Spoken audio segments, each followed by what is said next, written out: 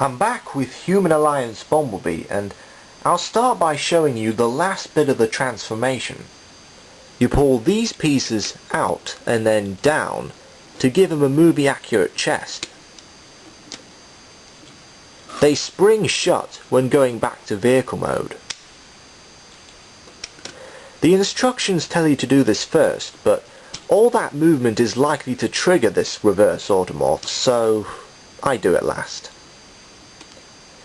It's a nice little detail that helps the overall look quite a bit. As for the robot itself, well, if any version of Movie Bumblebee has a great robot mode, it's this one. The accuracy to the CGI model is very good. That's impressive considering how complex these movie designs can get. You got all these mechanical details in his arms. The head is very well sculpted, and it's just amazing how they've managed to incorporate most of the car into the actual robot without cheating, i.e. sculpting fake parts on him. Well, you have the secondary license plate on his but it's still a feat of engineering. Size-wise, again, he's roughly a Voyager, and he towers over his deluxe self. They seem to be keeping the Human Alliance robots to scale with each other, as Skids and Mudflap are appropriately smaller than this guy. Articulation is excellent, in general. As you can see from this pose, he can move at the head, the shoulders, the elbows, his wrist and hand, the waist, hips, knees, and feet. If you want, you can flip the wheels back inside his chest, so they don't get in the way of the arms. It's optional, but it's my preferred choice. Onto the gimmicks now, and Bumblebee actually has a few of his own. Well, you have the typical spring-loaded missile launcher. You have the double-barreled gun that flips up from behind his head. And then there's the battle mask that slides over his face. It's poorly jointed, but it's nice that they included this little feature. But the main gimmick is, of course, human interaction. There are 4 points on Bumblebee that Sam, or any other human, can attach to, like Michaela, Sergeant Epps, Agent Simmons. You have the seats,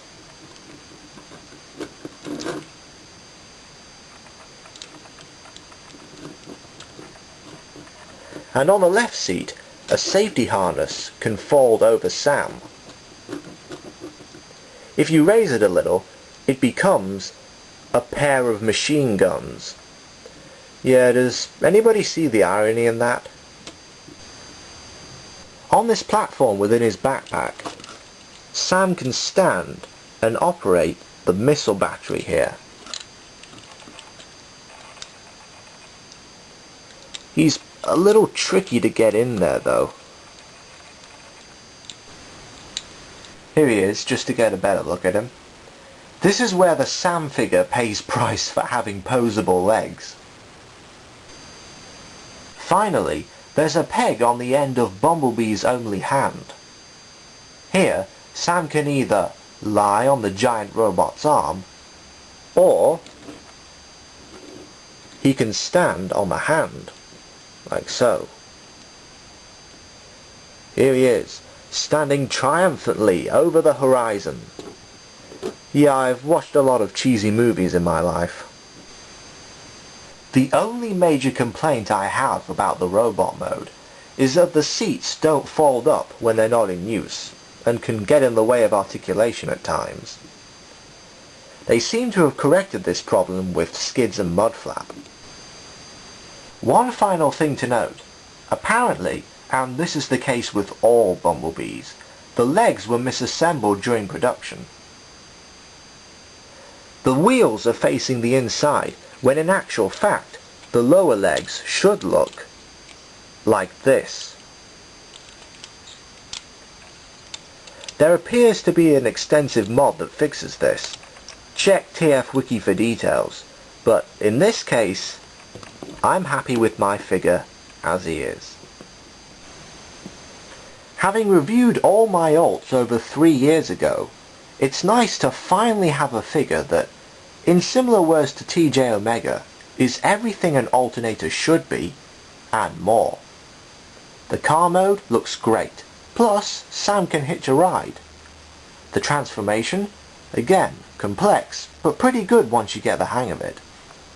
The robot mode, great movie accuracy, loads of posability, and plenty of human interaction to boot. Not to mention that Sam himself is actually a pretty good figure for his size. The Human Alliance range is priced at around £30, give or take depending on the store. You're not being ripped off at that amount, but if you happen to find this on sale for around £20, like I did, definitely pick it up.